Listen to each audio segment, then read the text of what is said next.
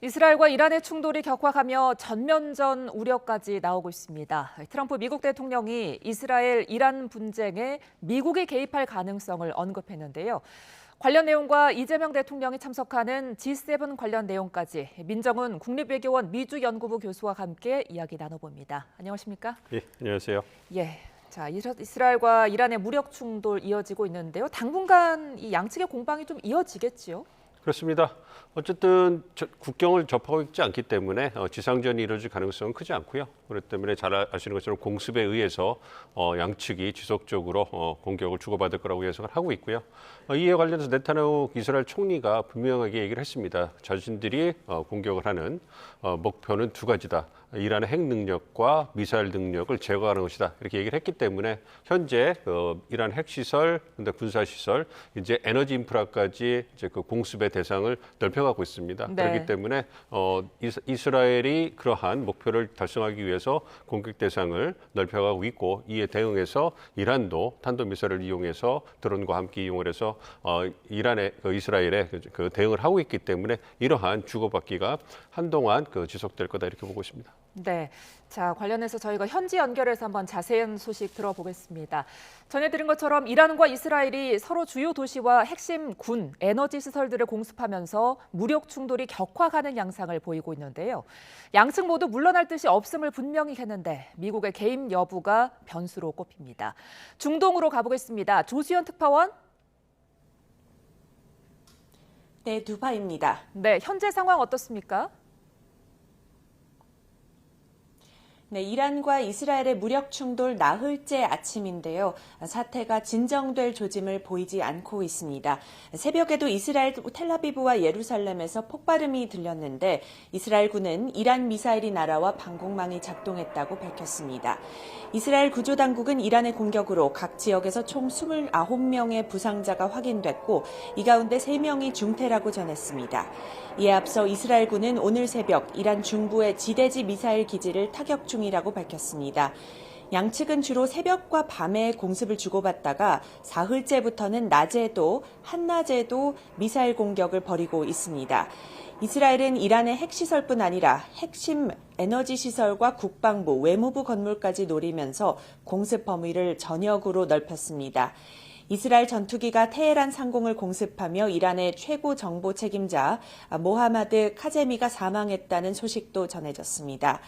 이란 역시 이스라엘의 군 관련 시설과 정유시설, 또 텔아비브 공항 등을 타격하면서 주요 도시에 미사일 공습을 퍼붓고 있습니다. 양측의 인명피해도 계속 속출하고 있습니다. 이스라엘에서는 지금까지 14명이 사망하고 400여 명이 부상했다고 현지 구조당국이 밝혔고요. 이란 국방부는 자국에서 224명이 숨지고 1,200여 명이 부상을 당했다면서 사망자의 90% 이상이 민간인이라고 강조했습니다. 네, 어제 이란 외무장관이 처음으로 교전을 서로 멈추자고 제안하기도 했는데 소용이 없었던 모양입니다. 네, 그런 셈입니다. 충돌 사흘째인 어제 아바스 아락치 이란 외무장관이 이스라엘이 먼저 공격을 멈추면 이란도 대응을 멈추겠다 이렇게 밝혔는데요. 그 이후 이스라엘은 계속 공습 의지를 드러냈고 그러자 이란 정예군 이슬람혁명수비대도 국가적 복수는 이제 시작이라면서 강력한 보복을 다짐했습니다. 베냐민 네타냐후 이스라엘 총리는 이란이 민간인을 공격한 데 대해 큰 대가를 치르게 될 것이며 이란 정권이 교체될 수도 있다고 말했는데요. 마수드 페제시키안 이란 대통령은 이스라엘이 계속 공격한다면 더욱 강력하게 대응하겠다고 맞섰습니다. 이란이 당장 이스라엘과 휴전 협상에 나설 의향은 없다는 입장을 카타르와 오만 등 중재국 측에 밝혔다는 보도도 나왔습니다. 로이터는 소식통을 인용해서 이란은 이스라엘의 선제 공격에 대한 대응을 마친 뒤에야 협상에 나설 수 있다는 입장이라면서 공격을 받고 있는 동안에는 협상하지 않겠다는 점을 분명히 했다고 전했습니다. 이런 가운데 도널드 트럼프 미국 대통령은 양측이 협상을 해야 하고 합의를 이룰 것이면 중재의 의지를 피력했습니다. 그러면서도 이스라엘 방어를 계속 지원할 거라고 밝히고 합의를 원하지만 때로는 싸워서 문제를 해결해야 한다고도 했습니다. 또 미국을 의심하는 이란을 향해서는 미국의 일절 보복하지 말라고 경고했습니다. 이란이 미국에 대해 어떤 형태로든 공격에 나설 경우 예전에 볼 수 없었던 수준으로 보복할 거라는 점을 분명히 했는데요. 이라크의 친이란 민병대는 미국이 개입할 경우 미군 기지를 공격하겠다고 경고하는 등 확전 가능성도 여전합니다. 이번 사태가 장기화할 수 있다는 우려 속에 미국의 개입 여부가 최대 변수로 부상하고 있습니다. 지금까지 두바이에서 YTN 조수연입니다.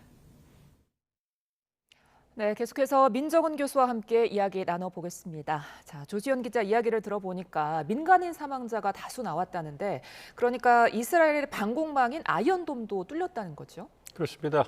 세계 최고의 그 다층 방공망을 갖고 있다고 알려진 이스라엘도 어떤 이란의 수백 기의 드론과 미사일을 섞어 쓰는 그 공격에 좀 무력함을 보였다 이렇게 말씀을 드릴 수가 있겠고요. 예. 아무래도 그 완벽한 방어 수단을 해도 어떤 100%의 방어를 구축하는 것은 쉽지 않은 그러한 상황을 잘 보여주는 것 같습니다. 그래서 예. 구체로 보면 13일 오후까지 한 17급씩 미사일 타격을 받았다고 얘기를 하고 있거든요. 예. 뭐 그런 부분, 특히 말씀드린 것처럼 이란에서 이제 그 상대 방공망을 교란하기 위해서 미사일과 드론을 섞어 써서 이제 드론을 어떻게 보면 미끼용으로 쓰면서 방공망을 교란시키는 거죠. 그 교란된 상황을 이제 미사일이 치고 들어오면서 방공망이 뚫려서 민간인 피해가 발생하고 있는 상황입니다. 네. 어쨌든 양쪽이 잘 이렇게 좀 합의를 해서 하루빨리 민간인 피해가 없기를 기대해 봅니다. 예. 자, 보도에 따르면 이스라엘이 지금 이란 최고 지도자까지 표적으로 삼고 있다. 이렇게 나오더라고요. 그렇습니다. 이게 네타냐후 이스라엘 총리가 미국 팍스뉴스와 인터뷰하면서 이제 흘리기도 했고요. 이런 부분에 대해서 얘기를 하고 있는데 물론 그런 부분에 이스라엘의 제안에 대해서 미국 트럼프 대통령이 거절했다 이렇게 예. 얘기가 나오고 있습니다만 어쨌든 이스라엘 정부 입장에서 이란의 최고 지도자까지 제거하겠다. 또 이런 부분에 대해서는 상당히 좀 충격적으로 볼 수 있는 부분이거든요. 예. 그러니까 어쨌든 이스라엘 측면에서는 이스라엘에서는 군사적 측면뿐만 아니라 정치적 측면에서도 상당한 변화를 주기 위해서 이란에 대해서 충격을 주기 위해서 준비를 했다는 걸 보여주고 있고요. 예. 이와 관련돼서 네타냐후 총리가 미국의 폭스뉴스하고 인터뷰를 하면서 이제 그 이란 국민들과 지도부를 갈라치는 이러한 정치적 교묘함도 좀 보여줬어요. 그래서 이스라엘 정부가 원하는 것은 어떤 소수의 잘못된 이란의 정부지 이란 국민들이 아니다. 그렇기 때문에 대부분의 이란 국민들은 이스라엘과 함께 봉기해야 된다. 이런 식으로 하면서 인지전까지 펼치는 그런 모습을 보여주고 있거든요. 예. 그리고 폭스뉴스랑 인터뷰를 통해 가지고 미국 내에 이스라엘 지지에 대한 그러한 또 메시지를 보내고 있기 때문에 그런 부분을 본다면 전황은 아무래도 미국이 지원을 받고 국제사회가 묵인하거나 동조하는 이스라엘 쪽으로 기울어지고 있기 때문에 이란에게 상당히 불리한 방향으로 전개될 수밖에 없다 이렇게 보고 있습니다.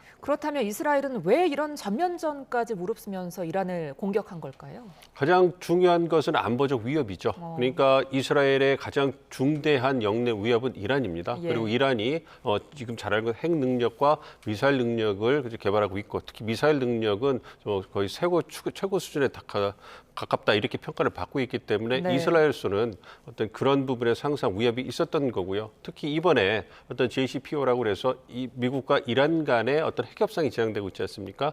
이 이스라엘이 암묵적으로 핵을 갖고 있음에도 불구하고 어쨌든 이란이 핵 보유국이 된다면 그 상당한 안보 위협이 될 수밖에 없기 때문에 그런 부분에서 전면전을 고려했다. 즉 미국과 이란의 협상이 좀 교착되는 상황이 보니까 이것이 조류의 기다 보고서 공격했다고 군사적으로 보고 있고요. 뭐 국내 정치적으로 본다면 네타냐후 총리가 사실상 굉장히 국내적으로는 기반이 흔들리는 상황이었어요. 그러다가 이스라엘 하마스 분쟁이 터지고 전신외각이 구성되면서 이제 버텨나갈 수 있었고 이제 이스라엘 하마스 전쟁이 거의 끝나가니까 네. 그 대안이 필요했습니다. 그렇기 때문에 아무래도 이란의 핵 능력을 명분으로 삼아가지고 전쟁을 이어가면서 자신의 지지 기반을 이어가려고 하는 그런 정치적 의도도 있지 않나 이렇게 보고 있습니다. 자, 이런 상황 속에서 미국 트럼프 대통령이 이런 발언을 했습니다. 자, 합의가 이루어지길 바라지만 때로는 국가들이 먼저 싸워서 해결해야 한다. 어떻게 해석해야 될까요?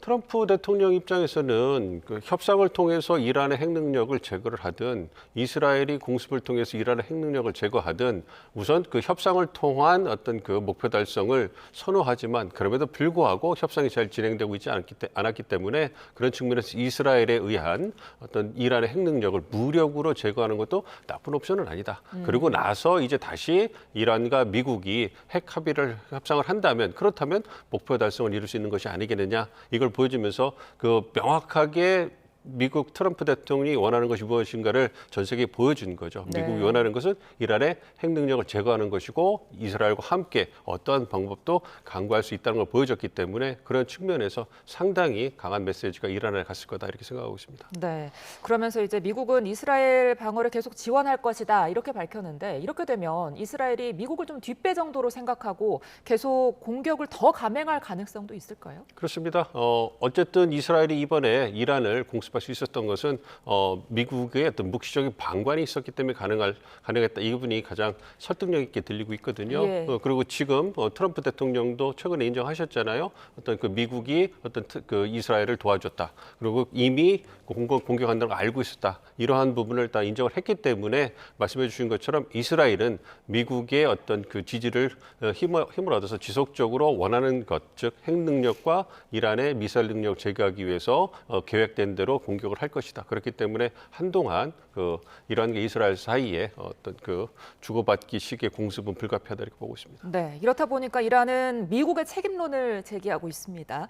그러니까 공격을 받는 동안에 미국과 협상하지 않을 것이다 이렇게 밝혔는데 이렇게 되면 미국과 이란 핵 협상은 당분간 좀 재개되기 어려워 보이죠? 그렇습니다. 아무래도 그 핵 협상이 난항을 겪고 있었어요. 6차 핵 협상을 하려고 했었는데 그 전에 이제 이스라엘이 이란에 대한 공습을 통해 가지고 상황이 완전히 급변했지 않았습니까? 예. 이런 상황에서 이란이 약한 모습을 보이면서 미국과 핵 협상한다고 그러면 국내적으로 봤을 때 강경파들이 가만히 있지 않고 어떤 국내 정치적인 지지가 굉장히 어려워질 수 있기 때문에 이란 정부에서도 고심이 클 거고요.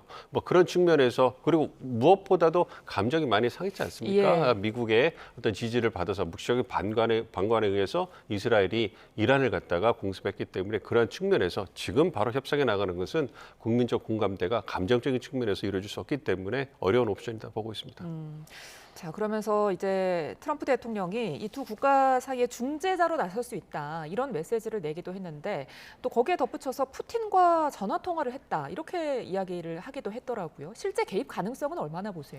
실제로 상황이 급변하거나 미군이 사망하거나 어떤 미국 민간인이 사망하는 그래서 미국이 개입하지 않을 수 없는 그런 상황이 발생하지 않으면 미국이 직접적으로 이번 분쟁에 개입할 가능성은 희박하다 보고 있습니다. 네. 트럼프 대통령 입장에서도 분명하게 선을 긋고 있죠. 그래서 미국이 이번 이스라엘 군사력 지원에 직접적으로 관여한 것이 아니고 미국이 원하는 것은 미군이 다치지 않는 것이다. 이렇게 선을 긋고 있기 때문에 예. 그 얘기는 미국이 묵시적으로 방관해서 이스라엘을 그냥 간접적으로 지원하고 있지만 미국이 지금 분쟁에 뛰어들지 않을 것이다. 그러니까 이란에게도 그런 메시지를 던지는 거고요. 그렇기 때문에 말씀해 주신 것처럼 이제 이스라엘과 이란이 지금 미사일을 주고받고 있지만 이게 지나면 협상을 통해 가지고 해결을 하자. 뭐 이러한 포석도 깔고 있기 때문에 그런 부분을 종합해 보면 미국이 극단적인 상황이 발생하지 않으면 개입할 가능성은 희박하다. 이렇게 생각하고 있습니다.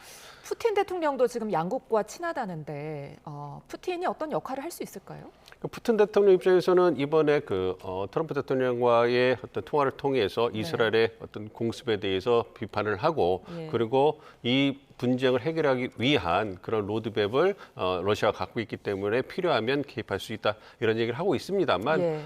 푸틴과 트럼프 대통령이 통한 걸 보면 미국이 먼저 러시아의 개입이라든지 적극적인 중재 노력에 대해서 우선 견제하는 것이 아니냐 이렇게 생각을 하고 있습니다. 그리고 군사적이나 외교적으로 봤을 때 이번 분쟁을 해결할 수 있는 국가는 여전히 미국밖에 없기 때문에 푸틴 대통령 입장에서는 이번 분쟁을 통해서 러시아의 영향력을 확인하고 싶을 뿐이지 직접적으로 직접적으로 미국이 수행하는 적극적인 중재 역할을 수행하기는 쉽지 않을 것이다 보고 있습니다. 자, 그렇다면 이런 지금 상황이 우리나라에는 어떤 영향 미칠까요? 아무래도 우리는 냉정한 말씀이라서 좀 조심스럽긴 합니다만 직접적으로 전쟁에 개입해 있는 국가는 아니잖아요. 예. 그러니까 간접적으로 에너지 안보 측면에서 가장 큰 영향을 받는다고 생각을 하고 있습니다. 아무래도 중동 지역에서 이제 우리에게 에너지가 많이 수입되고 있기 때문에 지금 이란과 이스라엘이 전쟁을 하게 되면 호르무즈 해협이라든지 이러한 에너지가 수입되는 통로에 있어서 상당한 영향을 미칠 수밖에 없는 것이고 벌써 그 유가가 급등하지 않았습니까? 그 예. 부분에서 우리 경제에도 피해가 발생할 가능성이 있기 때문에 이러한 측면에서 우리 정부 입장에서는 이제 이러한 지금 분쟁이 평화적으로 빨리 해결되기를 바란다. 이런 원론적인 입장을 내고요. 에너지 안보 측면에서 에너지 수입 다변화라든지 또 우리 경제에 미칠 영향을 좀 최소화하는 그러한 조치가 필요해 보인다고 생각합니다. 예. 자, 이런 상황 속에서 이란이 호르무즈 해협 봉쇄를 검토할 수 있다. 이런 이야기도 나오던데 이 부분은 가능성 어떻게 보세요? 가능성을 완전히 달 수는 없습니다만 이란 입장에서도 그렇게 된다면 우리나라나 일본이라든지 세계 주요국들에게 굉장히 등을 돌리게 되는 그러한 결과를 가질 수 있거든요. 그리고 이란이 현재 상황에서 호르무즈 해협을 갖다가 봉쇄하거나 다르한 적극적인 조치를 취할 만한 여력도 많아 보이지는 않습니다. 예. 그렇기 때문에 그런 부분에서 좀 지연시키거나 다른 낮은 수준의 어떤 억제나 어떤 견제 통제할 수 있는 부분을 쓰더라도 전면적으로 봉쇄할 가능성이 크지 않아 보입니다. 그렇기 때문에 현재로서는 이란은 돌파구를 찾고 싶을 거예요. 그래서 이스라엘과 조속히 어떤 돌파구를 찾는 협상이나 협의를 보고 싶을 건데 워낙 이스라엘이 강경하기 때문에 이란으로서는 지금 수세에 밀리면서 방어하는 데 급급하기 때문에 거기서 더 나가서 해협을 봉쇄하든가 다른 여타의 적극적인 조치를 취하기는 쉽지 않아 보인다 이렇게 보고 있습니다.